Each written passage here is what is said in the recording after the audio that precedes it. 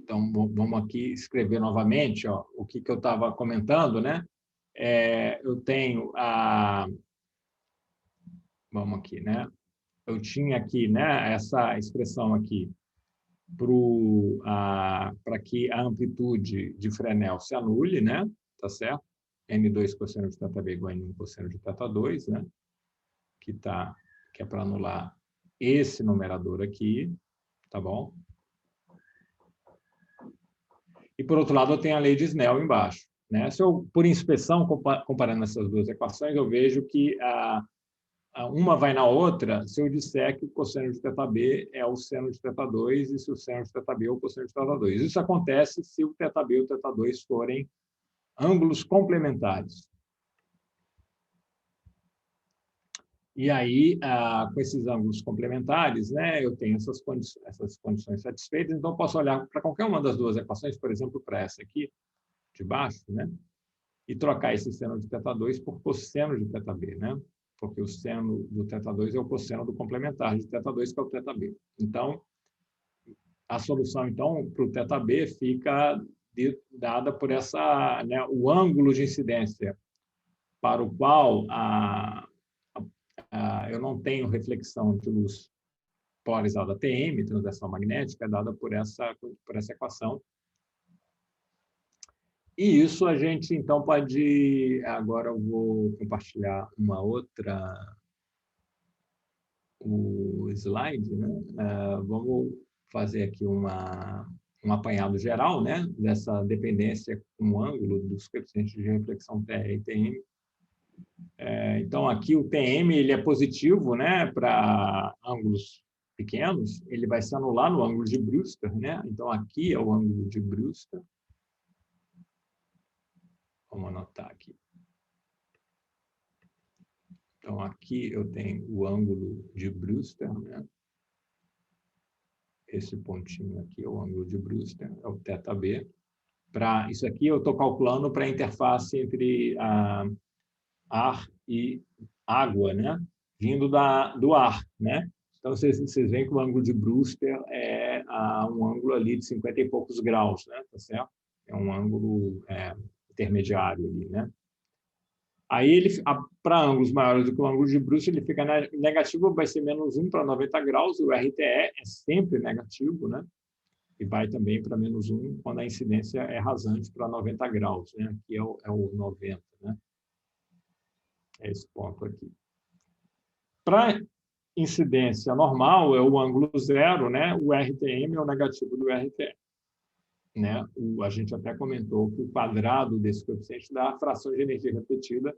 O quadrado desse número aqui, que é 0,14, ou menos 0,14, esse aqui é 0,14, dá 0,02 ou 2%. Né? Na incidência normal, tem 2% da energia incidente refletida. Tá bom? Se eu estou com polarização TM e incidência no ângulo de Brewster, né, eu tenho 0%, nada é refletido, tá certo? Para concluir aqui, deixa eu fazer uma discussão baseada naquela abordagem microscópica, né? Por que tem esse efeito Brewster, né, nesse ângulo específico? E com isso eu vou terminar essa aula que já está bastante longa, né? Então, por que esse ângulo de Brewster, né, que ele é tal, né, que ele é o complementar do ângulo refratado, né? Então, essa é a condição para esse efeito Brewster. O ângulo de incidência e o ângulo refratado são complementares um do outro, né? A soma deles dá π sobre 2. Por que isso acontece, né? Vamos lançar mão daquela visão microscópica, né? Que eu tenho quando eu tenho essa onda incidente, né? TM, né? Vamos fazer aqui um desenhozinho. E aqui está o meu meio material, né?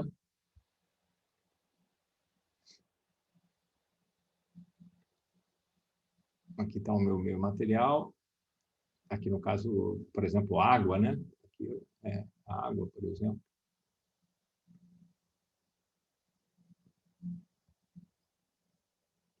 E tem os dipolinhos lá, né, da água, né? Então, eu venho com polarização TM, né? Isso aqui só acontece para polarização TM, não acontece para polarização TR, esse efeito Brewster, né? Então, o meu campo elétrico ele tem que estar nessa direção aqui que eu vou indicar aqui agora, né? Essa direção assim, né? Tá certo? O campo elétrico ele está linearmente polarizado, né? Ele oscila aqui nessa direção, paralela ao plano de incidência, e o H é transversal, né? Daí chamado de transversal magnética.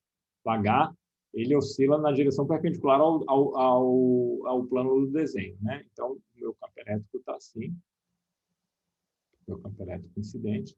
E o que vai acontecer do ponto de vista microscópico? Esse campo elétrico ele vai induzir dipolos aqui, né? E esses dipolos vão estar na direção do campo. Essa direção é perpendicular à direção de incidência, né? Então, ó, vou caprichar aqui. Esses dipolos vão estar assim, né? Tá certo?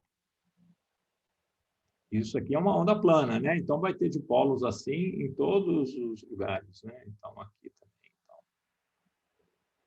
Esses dipolos, eles vão reirradiar. Na verdade, do ponto de vista microscópico, tudo o que acontece é isso, né? O que eu tenho é a indução dos dipolos, que vão oscilar com a mesma frequência do campo incidente, e eles reirradiam, né? E o campo total é a soma dos campos desses dipolos na zona de radiação, certo? A direção de propagação resultante da soma de todos esses campos dipolares vem daquela construção, né? Eu posso calcular via método da fase estacionária e resulta de uma condição de interferência construtiva. A interferência vai ser construtiva nessa direção dada pela lei da reflexão, né?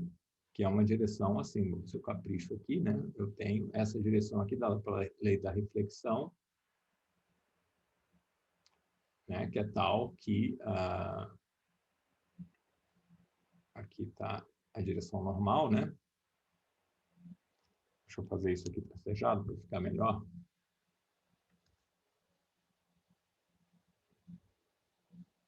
Então, aqui é o ângulo de incidência.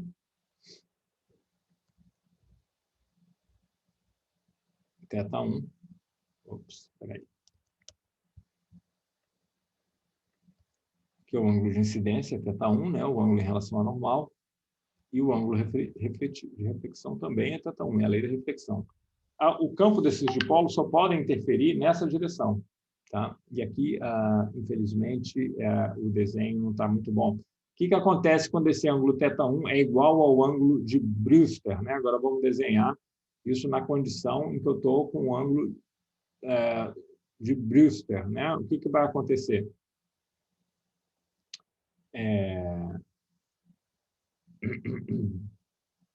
Então, o que vai acontecer, deixa eu tentar desenhar aqui melhor. Na condição do ângulo de Brewster, vamos desenhar aqui. Deixa eu só, para não perder muito tempo. Não. Então, pessoal, o que acontece no ângulo de Brewster, né, do ponto de vista dessa abordagem microscópica? Né? Vou compartilhar aqui um desenho para a gente entender isso. Quer dizer, o ângulo de Brewster é caracterizado por essa condição, né, de que o ângulo de incidência e o ângulo refratado são complementares um do outro, né, que eles somam 90 graus. O que acontece nesse caso? Né? Aqui, o meu desenho agora está melhor, porque, na verdade, o que importa é o campo propagando dentro do meio material. Né? Ele é que vai induzir os dipolos. Não tem dipolo nenhum no vácuo. Aqui eu estou no vácuo, no ar. Né? Não tem dipolo nenhum aqui para ser induzido. Então, não é essa direção aqui que importa para eu saber a direção do dipolo. É a direção do campo elétrico refratado, da onda refratada, né? Que é perpendicular, né? A direção de propagação da onda refratada, que é dada por esse ângulo θ2 aqui, o ângulo de refração, né? E é um campo elétrico paralelo ao plano de incidência, mas nessa direção perpendicular a essa direção aqui da luz refratada, tá certo? Então, ele tem esses dipolinhos ao longo de todo esse meio material, que é da água, né? Eles estão oscilando nessa direção, tá certo? E a luz refletida eu posso pensar como sendo resultante da soma, da interferência entre as ondas produzidas por todos esses dipolos que estão espalhados aqui por tudo, né? Todas essas posições aqui, tá certo? Por uma condição de interferência, que eu posso calcular via método da fase estacionária, eu só vou ter interferência construtiva nessa direção, que é a direção da lei da reflexão, tá bom?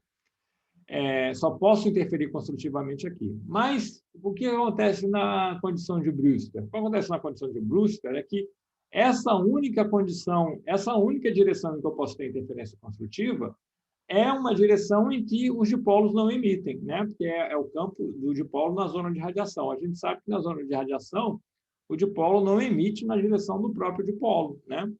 Então, quando eu tenho essa condição do θ1 mais θ2 ser 90 graus, a direção, essa única em que pode ter interferência construtiva, que é a direção da luz refletida, ela acaba sendo paralela à direção do dipolo induzido no meio material, né? Porque essa direção aqui é paralela a essa. Olha, por quê?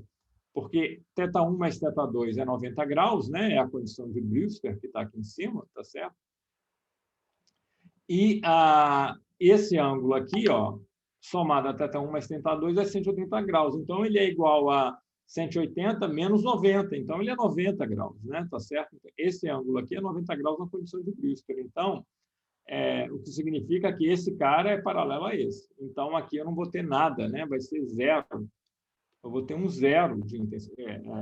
Porque a única direção em que eu poderia ter interferência construtiva, eu vou estar interferindo amplitudes nulas, né? Porque os dipolos, todas essas ondas de dipolo todas têm amplitude nula nessa única direção em que eu posso ter interferência construtiva. Portanto, não tem reflexão nesse caso, tá certo? E isso explica por que o ângulo de Brewster é dado por essa condição aqui, né, de ser tal que o ângulo refratado seja o complementar dele, né? Então, pessoal, com isso eu encerro essa aula aqui e a gente, então, volta a se ver. Bom, eu vou voltar a postar a aula depois do Carnaval, né? E a gente se vê amanhã, na nossa reunião 5. Ok, pessoal. Tchau, então.